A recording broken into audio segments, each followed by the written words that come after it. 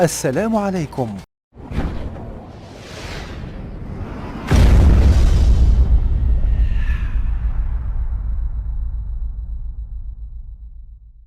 Mega Goal 1. A Vision of the Future.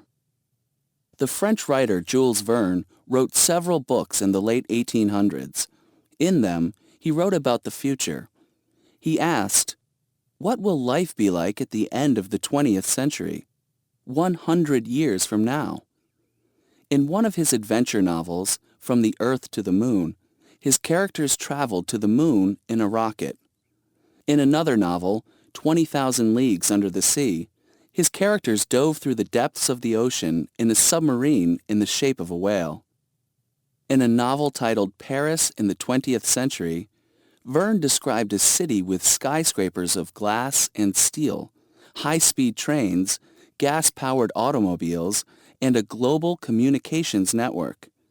Space rockets and submarines and other things in his novels didn't exist in Verne's time, but many of the inventions that Verne imagined became reality by the end of the 1900s. That's why people call Verne a visionary. Comments made in the United States in 1955. Right or wrong predictions? I seriously doubt that fast food restaurants will ever catch on. Have you seen the new cars coming out next year? It won't be long before $1,500 won't even buy a used car. Did you see where some baseball player just signed a contract for $75,000 a year just to play ball? It wouldn't surprise me if someday they'll be making more than the president. Soon all our kitchen appliances will be electric. They are even making electric typewriters now. I'll tell you one thing. If things keep going the way they are, it's going to be impossible to buy a week's groceries for $20. If they think I'll pay 50 cents for a haircut, forget it. Today is a very important day for all of you. It marks the end of your high school days and the beginning of a new life for you. From here, some of you will go off to college and others will be starting jobs. I've known you all through high school, and some of you I've known since kindergarten, when you were only 6 years old. Ibrahim al-Anazi. No one could run like you in school races. You have become a really good athlete, and I'm sure you're going to make a fine physical education teacher when you finish college.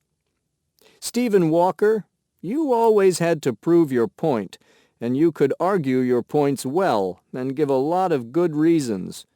You have been a great captain of our debate team. I'm certain you're going to be a successful lawyer, and I wish you the best of luck at college and then at law school. Saeed al-Yami, you always had a great scientific mind, and you truly deserve that scholarship to the School of Science and Technology. Our school is going to miss you. We're going to lose our science researcher temporarily. I say temporarily because in the future we'll probably be reading about your work in scientific journals and the press. We might even watch you being interviewed on television. Jim Miller, you were always busy raising money and working for good causes and charities. You'll be a wonderful social worker after you finish college. Whatever road you may take, I'm sure you'll always remember the days you spent at Riverside High. The friends you made and the good times you had are things you will never forget. Would you tell us about the new intelligent home of the future? Certainly. The concept of intelligent buildings is to monitor and optimize lighting, security, ventilation, heating, audiovisual and entertainment systems, and so on. It's an integrated household system that will make people's lives easier. How will the house actually function? When you arrive at the front door, you won't need a key. The door will open with a touch of your finger. The system will recognize your fingerprint. What happens after I enter the house? The lights will come on if it's night, The climate control will be activated, and surround sound will automatically play your favorite music. What special facilities will there be in the kitchen? You'll be able to call your refrigerator when you're at the supermarket and find out how much milk there is or how many eggs you have left. That's wonderful. What about the housework? I hate doing that. The house will come equipped with a robot that will do the cleaning, the washing, and the cooking. No kidding? Can I buy the robot without the house? The Tulsa Time Capsule.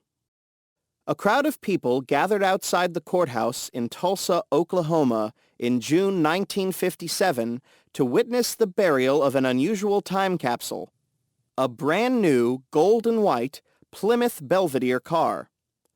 The city leaders explained, in exactly 50 years' time, this car will be unearthed to show the world who we were and how we lived in Tulsa in 1957.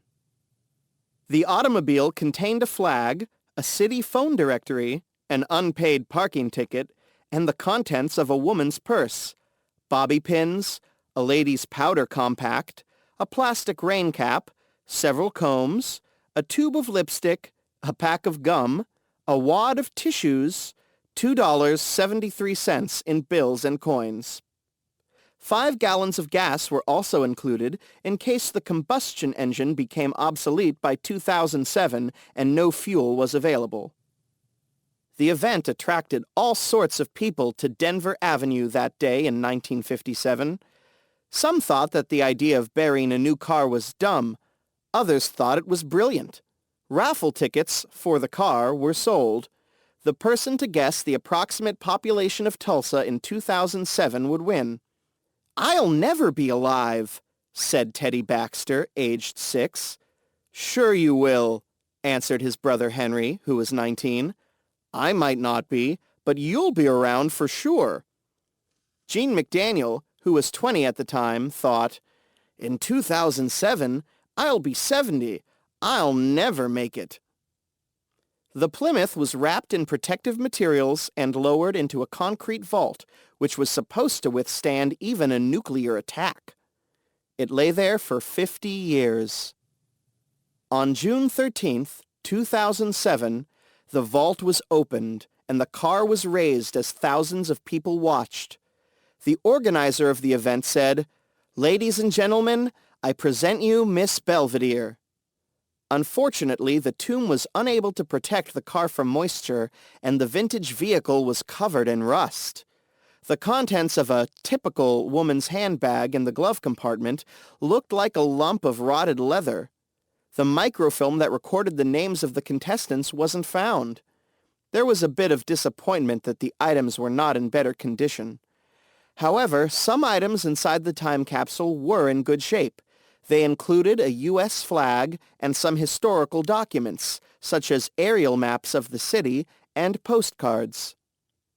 The good news is that when the Belvedere was unearthed, Teddy and Gene were still alive. They never thought they would be here to see it happen. Someone present said, "It's our King Tut's tomb. It's like a fairy tale." إن أعجبك الفيديو لا تنسى الإعجاب والاشتراك في القناة.